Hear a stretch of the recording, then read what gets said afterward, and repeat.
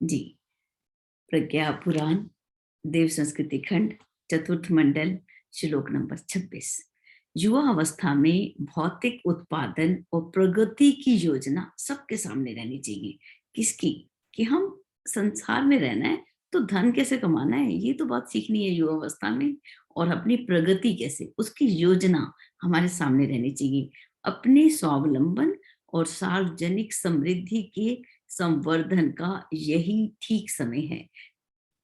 हम स्वावलंबी हों और हम समृद्ध हों, उसका जो समय है वो भी हमारी युवा अवस्था है। उपयोगी श्रम में संलग्न रहकर व्यापक समृद्धि के लिए प्रयत्नरत होना चाहिए। ये प्रयास गृहस्थ आश्रम का ही अंग है। ऐसा नहीं है हमें धन कमाने नहीं जाना चाहिए, हमें धन कमाना है, जरूर निश्चित रूप से कमाना है। और यही समय है जब गृहस्थ आश्रम के अंदर हमारे पास इतने सारे उत्तरदायित्व होते हैं। हमारे माता पिता का उत्तरदायित्व है, घर में समर्थ असमर्थ हर प्रकार के व्यक्ति हैं, छोटे बच्चे हैं, बड़े लोग हैं।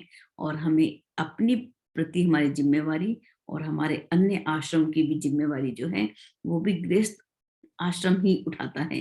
तो इन सब के लिए उसको धन उपार्जन, ये जो प्रयास है किसका? स्वावलंबन का, सार्वजनिक समृद्धि का। ये प्रयास जो है वो गृहस्थ धर्म का ही अंग है। आधा जीवन भौतिक प्रयोजनों के लिए और स्वार्थ परमार्थ प्रयोजनों के लिए निर्धारित है। तो आधा जीवन, अब जीवन के दो भाग किए। पहला आधा भाग किसके लिए? इस संसार में रहने के लिए, जो भी हमें सुख सुविधाएं चाहिए उनको कमाने के लिए, और स्वार्थ और परमार्थ दोनों के लिए नियोजित है आधा। अब जो है ब्रह्मचर्य और गृहस्थ में अपनों और अन्य अन्यों को शारीरिक, मानसिक, सामाजिक और आर्थिक समृद्धि का सर्वतोन्मुखी संवर्धन किया जाता है। ये हमारा ब्रह्मचर्य आश्रम और गृहस्थ आश्रम के अंदर हमने क्या करा? अपने शरीर से हम स्वस्थ हुए, मानसिक संतुलन आया, सामाजिक, हम मनुष्य एक सोशल एनिमल है, man is a social animal. तो ऐसा एनिमल, ऐसा जानवर जो अकेले नहीं रह सकता, एक समाज में रहना पसंद करता है। तो मनुष्य को समाज में रहना, उसके नियम, उसके अनुशासन, उसमें कैसे रहते हैं और अपना आत्मवत प्रेम से रहना, ये सारे गुण जो हैं इस दोनों आश्रम में विकसित कर लेना है। और आर्थिक रूप से भी हमने समृद्ध होना है, ये संवर्धन किया जाता है। शेष आधे जीवन को पारमार्थिक, भावनात्मक, चारित्रिक एवं सत्प्रवृत्ति संवर्धन के लिए नियोजित रखा जाता है। अगला आधा भाग, फर्स्ट इनिंग हो गई, अब सेकंड इनिंग है जीवन की। उसके अंदर हमें कैसा होना चाहिए? अपना जीवन, उसके अंदर एक भाव रहना चाहिए। क्या? कि हम दूसरों के लिए अपना समय दे रहे हैं, अपना धन दे रहे हैं, अपने आप को समर्पित कर रहे हैं अपने परमार्थ के लिए, दूसरों के कल्याण के लिए। अपनी भावनाएं, भावनातीतम, हमारे आचार्य जी के लिए जब हम एक अपने गुरुओं के लिए जब हम सम्मान मंत्र पढ़ते हैं तो उसमें एक शब्द आता है भावातीतम। भावनाओं से भी ऊपर जब हमारे गुरु हैं तो हमने भी अपने आप को छोटी छोटी भावना में परेशान नहीं हो जाना, उसने कुछ कह दिया, उसने कुछ कर दिया, अपने आप को ऊंचा करते चले जाना। भावनात्मक दृष्टि से समर्थ होना, विचलित नहीं होना किसी भी तरीके से। अपना चरित्र एक सुंदर, स्वस्थ, उज्जवल चरित्र, सबसे एक प्रेम, सत प्रवृत्ति संवर्धन। अपनी प्रवृत्तियां कैसी हों? सत प्रवृत्तियां, अच्छी प्रवृत्तियां। और दुष्प्रवृत्तियां, अभी तक तो आधा जीवन तो बीत ही चुका है, फिर भी कुछ अगर दिखाई देता है कि मेरे अंदर ये बुराई तो अभी तक है, तो उसको हटाने के लिए ये जो समय है इसको नियोजित रखा जाता है। जीवन के दो भाग हम पढ़ रहे हैं। अब सीधा ही चलते हैं उदाहरण की ओर। पौरुष का कसौटी का समय। अब कहते हैं युवा अवस्था में पौरुष, बल, पराक्रम, सफुर्ती अपनी पराकाष्ठा पर होते हैं। जो इसे सुनियोजित करते हैं वो कम आयु में ही धन्य बनते हैं। अब देखिए हमारी इस अवस्था में, लेकिन ये अवस्था हम लोग सोचें कि अब तो हम 50 साल के हो गए, अब हम युवा नहीं हैं। अपने मन को हमेशा ही युवा रखना है। और जब हम अपने आप को युवा महसूस करते हैं तो हमारा पौरुष, बल, पराक्रम, सफुर्ती किस पर होती है? पराकाष्ठा पर। हमेशा ही जब मन स्वस्थ है और हम अपने आप को समझ सकते हैं कि हम तो सारा काम कर सकते हैं। और स्फूर्ति, स्फूर्ति के लिए तो कोई जवानी और बुढ़ापे की बात ही नहीं है। जब आपके अंदर उत्साह है, चुस्त होके जल्दी से काम करते हैं, प्लानिंग से काम करते हैं, तो ये जो है यहाँ पर बताई किसकी बात? युवावस्था की बात बताई। युवावस्था में पौरुष, बल, पराक्रम, स्फूर्ति अपनी पराकाष्ठा पे होते हैं, और जो इसको सुनियोजित करता है वो ही धन्य बनता है। अब कैसी उदाहरण दिया कि रात को 12 बजे कौशिका के सेनापति ने एक छोटे से पद अधिकारी को बुलाकर पूछा कि यदि आपको मध्य रात्रि है, इसी वक्त दुश्मन के ठिकाने पर भेजा जाए तो आप इसे क्या समझेंगे? तो वो व्यक्ति बोला, मेरा परम सौभाग्य। इसीलिए। बोले क्यों? बोले इसीलिए कि अपने पौरुष की कसौटी का यही सबसे बड़ा अच्छा समय होगा। ये उत्तर देने वाला और कोई नहीं, कौन थे? नेपोलियन बोनापार्ट थे, जो कुल 23 वर्ष की आयु में ही ब्रिगेडियर जनरल बन गए थे। इतना उत्साह कि मध्य रात्रि को भी उठाया। तो उस समय ये नहीं कि मुझे नींद आ रही है, आंख मलने लगे, ये बैठे हैं, वो उठता हूँ, अभी उठता हूँ, नहीं, 1 सेकंड में उठे। सुबह जब आचार्य जी उठाते हैं तो उठाते हैं ना हम सबको। जिस समय हमें वो हिलाया कि सुबह हो गई, बिस्तर छोड़ा और बाहर निकल गए, तो वो क्या है? सफुर्ती। इतनी सफुर्ती की यहाँ पर कितना अच्छा उदाहरण दिया। और जिसने जितनी ज्यादा सफुर्ती दिखाई और वो उतना ही बड़ा। देखिए यहाँ पर नेपोलियन 23 वर्ष की आयु में ही ब्रिगेडियर जनरल बन चुके थे। अगला है सच्चा तप। देखिए, श्रम ही वह देवता है जो सारी सिद्धियों का स्वामी है। श्रम, मेहनत करें। आयुष के पूर्वार्ध में इसका संपादन के लिए विधाता ने मनुष्य को शक्ति संभव संपन्न बनाया है। जब भी इसकी उपेक्षा होती है, समाज अव्यवस्थित हो जाता है। अब देखिए, ईश्वर ने हमें क्या दिया? एक और शक्ति दी है, श्रम, मेहनत करने की। अब जो इसकी उपेक्षा करता है, चाहे वो व्यक्ति अपना व्यक्तिगत जीवन हो, परिवार का जीवन हो, समाज का जीवन हो, तो वो जो है सब अस्त व्यस्त हो जाता है जब मनुष्य श्रम नहीं करता। अब इसका उदाहरण दिया कि राजा विडाल मुनि वैश्वत को प्रणाम कर चुपचाप बैठ गए। अब गुरु ने जान लिया कि विडाल किसी चिंता से व्याकुल हैं। उन्होंने पूछा, विडाल, आज तुम बड़े अशांत दिखाई दे रहे हो, तुम्हें कोई चिंता हो रही है? तो शिष्य ने अपनी अंतर्वेदना को कैसे प्रकट किया? देखिए, हे देव, न जाने क्यों प्रजाजन अशांत हैं। लोग धर्म और शांति से विमुख हो रहे हैं। धन धान्य की कमी होती जा रही है। लोग परस्पर स्नेह भाव से नहीं रहते। अपराध वृत्ति भी बहुत ही बढ़ी हुई है। वैश्वत ने कहा, वत्स, जिस देश में कठोर लोग जिस देश में लोग कठोर परिश्रम से जी चुरावे, जो समाज श्रम को सम्मान पूर्वक स्थान न दे, वहां श्री और समृद्धि कैसे रह सकती है? श्रम को ही तप समझकर यदि साधना की जाए तो समाज के ये दोष स्वयं में दूर हो जाए। यदि तप को हम क्या मान लें? श्रम को क्या मान लें? तप मानकर यदि हम इसकी साधना करने लगे तो समाज के सारे ही दोष दूर हो जाएं। कौन कौन से दोष? कि प्रजाजन अशांत, तो जब अशांत है, जब श्रम करेगा तो उसको शांति भी आ जाएगी। और उसके बाद धर्म से विमुख हो रहे हैं, अपने धर्म, अपनी जिम्मेवारियों को पूरा करना। और आचार्य जी ने तो धर्म एक शब्द के ऊपर प्रज्ञा पुराण भाग 2 पूरा ही लिख दिया। धर्म क्या है, इसे, इसके अर्थ क्या है, इसकी परिभाषा क्या है, इसके लक्षण क्या है, और इसको हम जीवन में कैसे उतारें। श्रम, यहाँ पर श्रम का महत्व बताया। और उसको भी भाग 2 को भी हम दोबारा दोबारा बार बार पढ़ें ताकि हम इसका अर्थ समझ सकें। किस प्रकार से यहाँ पर लिखा था कि धर्म से विमुख हो रहे हैं, तो फिर ये शब्द नहीं आने चाहिए कि हमारा परिवार के लोग धर्म से विमुख हो रहे हैं या समाज के लोग धर्म से विमुख हो रहे हैं। और यहाँ पर किसको महत्ता दी? श्रम को। आगे है लगन के धनी हेडगेवार। बहुत ही सुंदर उदाहरण कि युवा अवस्था का पराक्रम एक बहुत बहुमूल्य संपदा है। डॉक्टर हेडगेवार ने डॉक्टरी पास कर ली, पर उसको व्यवसाय नहीं बनाया। उन्हें देश का पिछड़ापन बहुत दुख देता था और वो चाहते थे कि प्राणवान युवकों की एक ऐसी टोली निकले कि पूरी जाति में जो प्राण फूंक दे। उन्होंने 6 छात्रों को लेकर राष्ट्रीय सेवक संघ की स्थापना की, जिसको हम आरएसएस के नाम से आज भी जानते हैं ना। संगठन को इतना बढ़ाया कि जो उम्मीद से भी बहुत अधिक था। उनके स्वयं सेवक कांग्रेस का बहुत काम करते रहे। वे स्वयं भी राष्ट्रवादी थे, पर गुंडागर्दी किसी की भी सहन नहीं करते थे। उनके जीवन में घटित हुई अगणित घटनाएं ऐसी हैं जिसमें उत्कृष्ट देशभक्ति और नवसृजन की आकुलता का पता चलता है।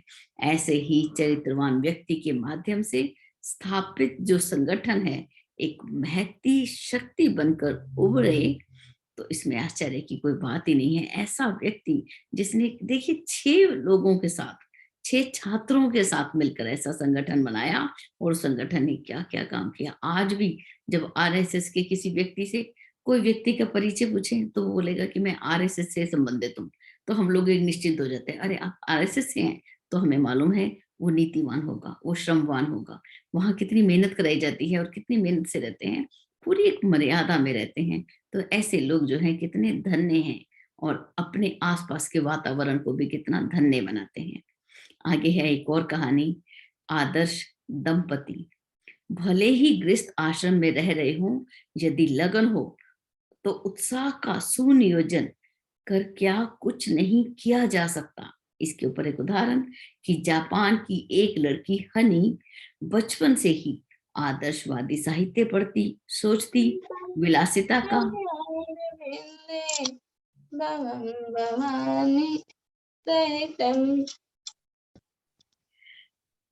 कहते हैं विलासिता का जीवन में जीकर आदर्शों का पोषण करना चाहिए। देखिए मैंने गलत, एक बार दोबारा।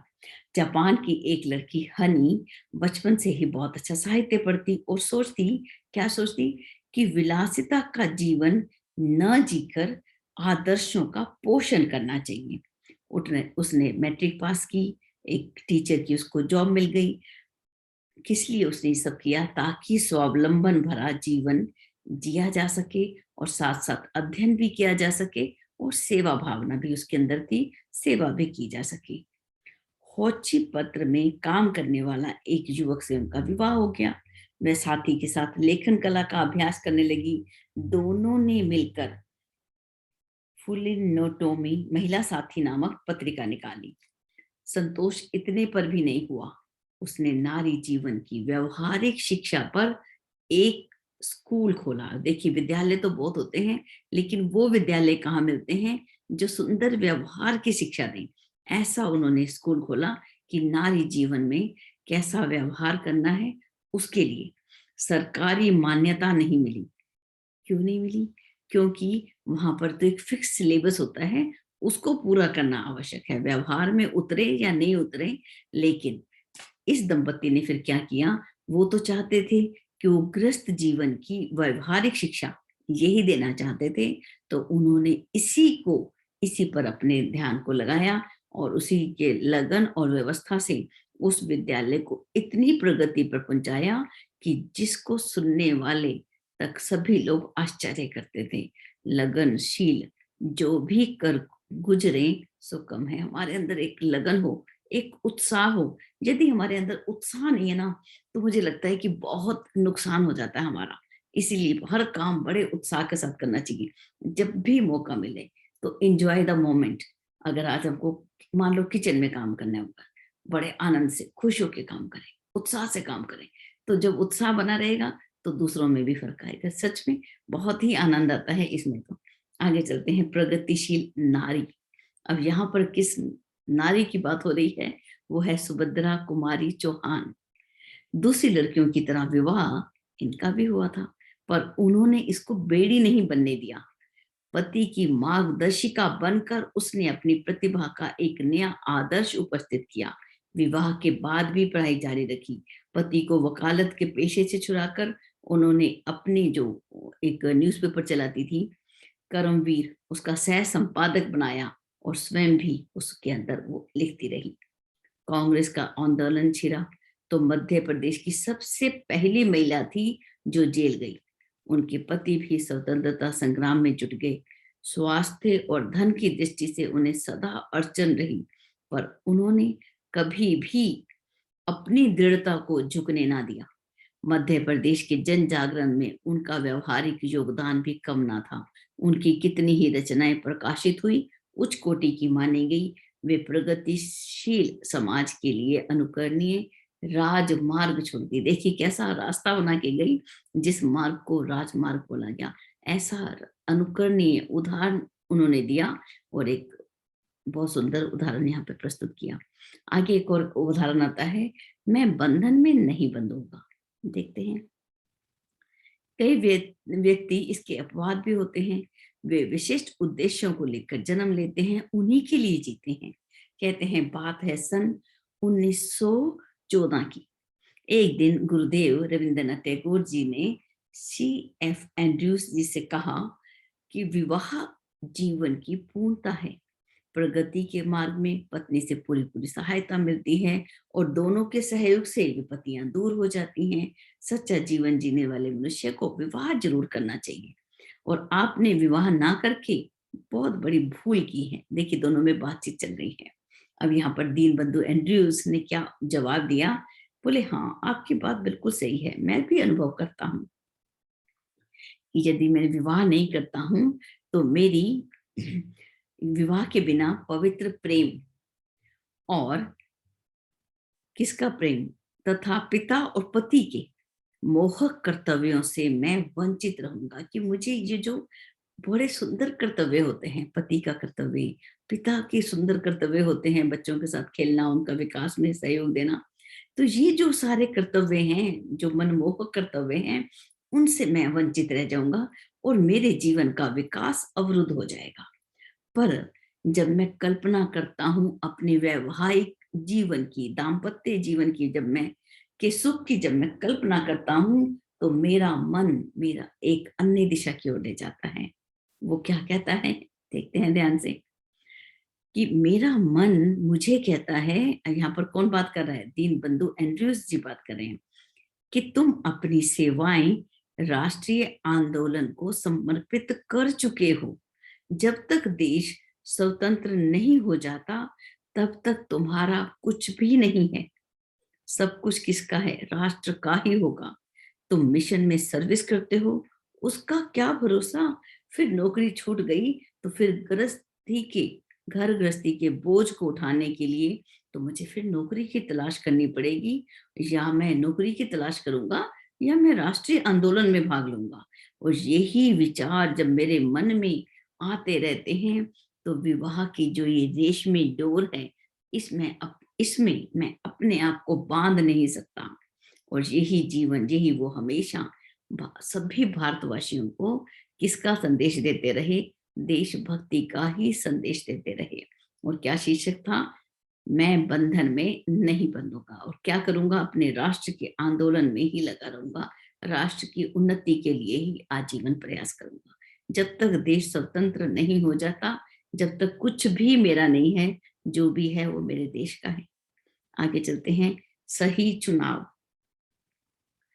आयुष के उत्तरार्ध में प्रवेश भी सउद्देश्य होना चाहिए। अब जब आयु का, अब यहाँ पर कहाँ ले गए आचार्य जी हमें? उत्तरार्ध की ओर। अभी तक हम युवा अवस्था की सारी बातें कर रहे थे। यदि उसकी सार्थकता न हो तो क्षमेक्षेप न करना ही अच्छा। चलिए इसका उदाहरण पढ़ते हैं, इसको समझने के लिए। एक सन्यासी गृहस्थ छोड़कर कुटिया बनाकर गंगा के किनारे रहने लगे। साधुओं से उनका निरंतर संपर्क रहता। साधुओं को उन्होंने क्या देखा? आपस में लड़ते, सिर फोड़ते देखा। किसके ऊपर? कुछ पैसों के ऊपर वो आपस में झगड़ रहे थे, दो साधु। एक विद्वान के प्रवचन उसे बहुत अच्छे लगते थे, वो उसमें रोज सुनने जाता था। उसको बाद में मालूम पड़ा कि वो साधु जो रोज प्रवचन करता था, वो तो एक महिला का अपहरण करके ले गया, और इसी सिलसिले में उसको पुलिस पकड़ के ले गई। ऐसे ही साधुओं की करतूतें देखकर उसने निश्चय किया कि इससे अच्छा तो गृहस्थी अच्छी। वह वापस अपने घर लौट आया। बहुतों ने अच्छा कहा, बहुत लोगों ने बुरा कहा। अरे, साधु बनने चले थे, वापस आ गए क्या? तरह तरह के आक्षेप हुए। पर वह गृहस्थ में साधु रहकर अपनी दिनचर्या चलाने लगे। अब वो गृहस्थ में कैसे रहने लगे, जैसे एक साधु रहता है। उन्होंने एक एक मुट्ठी अनाज हर घर से इकट्ठा करके अपने गांव में पाठशाला स्थापित की। उस क्षेत्र में विद्या के प्रचार की बहुत कमी थी। उन्होंने घूम घूम कर 20 पाठशालाएं खुलवाई। पीछे कितने ही हाई स्कूल बन गए। उसकी आत्मा ने कहा, ऐसे साधु बनने की अपेक्षा सदगृहस्थ रहकर सेवा कार्यों में निरत रहना ही अच्छा। बहुत ही सुंदर एक उदाहरण है। मेरे पास एक उदाहरण है, हमारे जो फरीदाबाद के अंदर एक आर्य समाज का एक स्कूल था। वहां पे राजकन्या आंटी रहते थे, हमारे घर के पास ही थे। उनसे मुझे मिलने जाना पड़ता था, मिलती थी। मुझे अच्छा लगता था साहित्य के लोगों, साहित्यकारों से मिलना। तो उनके पास में बैठी रहती तो वो बात करती। तो एक दिन उन्होंने बताया कि जब भारत का विभाजन हुआ तो एक जो हिस्सा पाकिस्तान बना और एक हिस्सा हिंदुस्तान बना। वहां से जब वो फरीदाबाद में वो लोग आए तो उन्होंने यहाँ पर देखा कि यहाँ तो स्कूल ही नहीं थे, विद्यालय नहीं थे। बच्चे पढ़े कैसे, सब लोग ऐसे ही, और कोई जागृति नहीं थी। देखिए कब की बात बोल रहे हैं, 1947 की वो आंटी बात करते थे। तो उस समय कहते हैं हम लोगों ने मिलकर 2 रुपया फीस रखी। लोग 2 रुपए भी नहीं दे सकते थे, तब भी हम कितने बच्चों को फ्री पढ़ाते थे।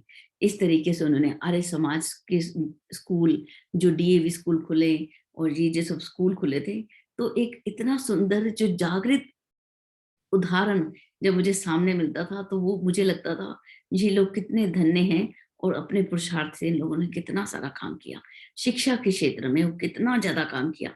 तो यहाँ पर भी इन्होंने कितना सुंदर काम किया। और इसकी जो पहली लाइन है जब हम पढ़ रहे थे, तो उसको वापस एक बार ध्यान से पढ़ते हैं। आयुष के उत्तरार्ध में प्रवेश भी स उद्देश्य होना चाहिए। अब हम प्रवेश करते हैं वानप्रस्थ की ओर, संन्यास आश्रम की ओर। जब हम प्रवेश कर रहे हैं तो उसका उद्देश्य कैसा होना चाहिए, उच्च उद्देश्य होना चाहिए। यदि ऐसा नहीं है तो इससे अच्छा कि हम गृहस्थ के अंदर ही अपने संसार की जिम्मेवारियों में ही रहे, अपना उसकी तरफ ना जाएं। जब जाएं तो इस तरीके से मन के अंदर अपनी भावनाओं को विकसित करके आगे चलते हैं एक और उदाहरण की ओर। पता ही न चला, देखते हैं, आश्रम कोई भी हो, सार्थकता समय के उपयोग की है। हर अवसर को प्रफुल्ल मन स्थिति से लिया जाना चाहिए। हजरत नूह को 1000 वर्ष की आयु मिली। जब वो उसको पूरी करके जाने लगे तो उनसे पूछा गया, इतना समय उन्होंने किस प्रकार काटा। तो नूह ने कहा, मुझे तो ऐसा लगा मानो एक दरवाजे से घुसा और दूसरे से निकल गया। मतलब कि देखिए 1000 वर्ष का समय भी ऐसा लगा कि एक दरवाजे से घुसा और दूसरे से निकल गया। निरंतर कर्तव्य पालन में इतना व्यस्त रहा कि समय का पता ही ना चला। खूबसूरत, बहुत ही सुंदर। चलते हैं श्लोक नंबर 32 की ओर।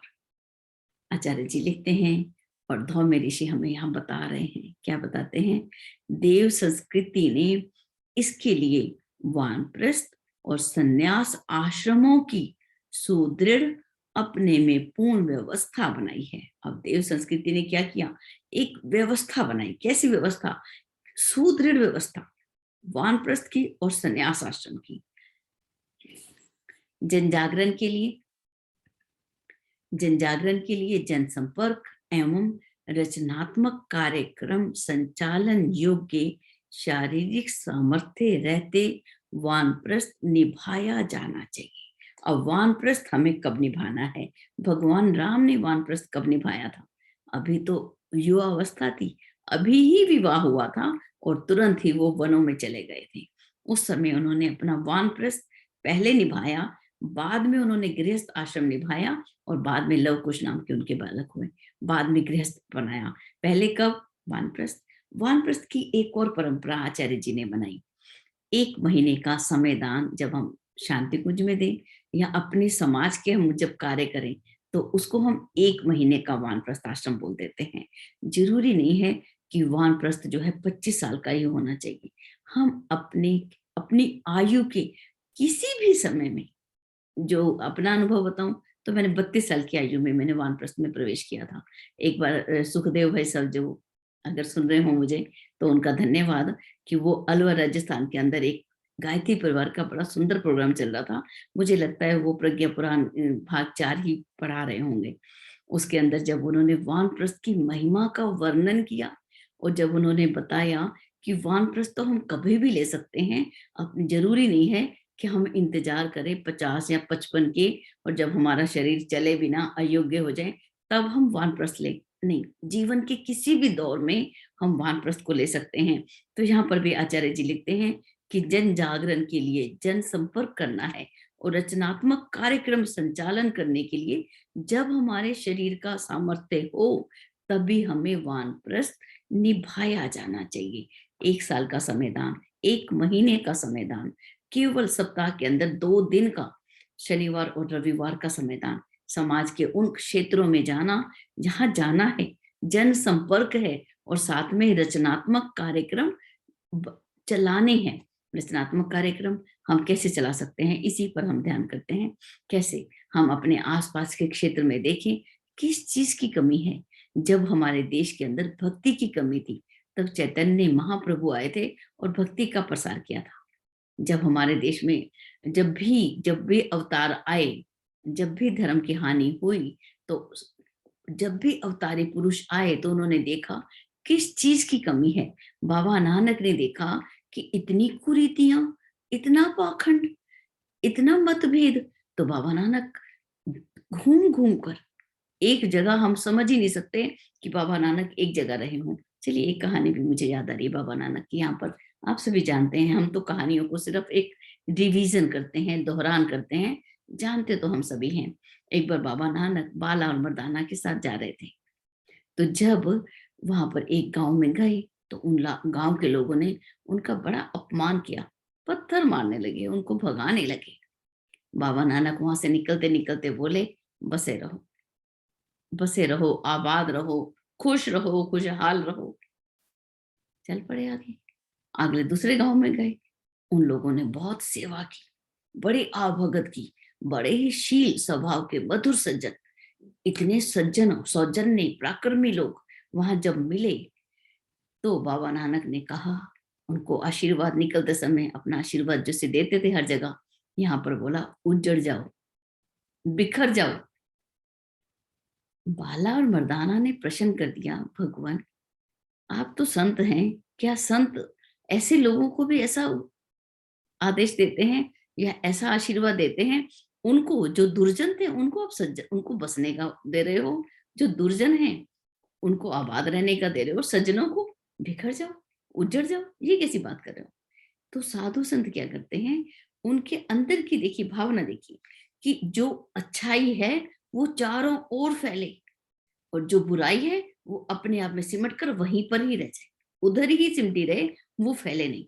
तो ये जो है समाज के अंदर जो बुराइयां हैं वो सिमटती सिमटती सिमटती इतनी छोटी हो जाए कि वो सिमट ही जाए, और जो अच्छाइयां हैं वो फैलती फैलती चारों दिशाओं में फैल जाए और पूरा राष्ट्र, पूरा विश्व जो है वो बढ़ जाए, खुशहाली बढ़ जाए, प्रेम बढ़ जाए, आत्मीयता बढ़ जाए।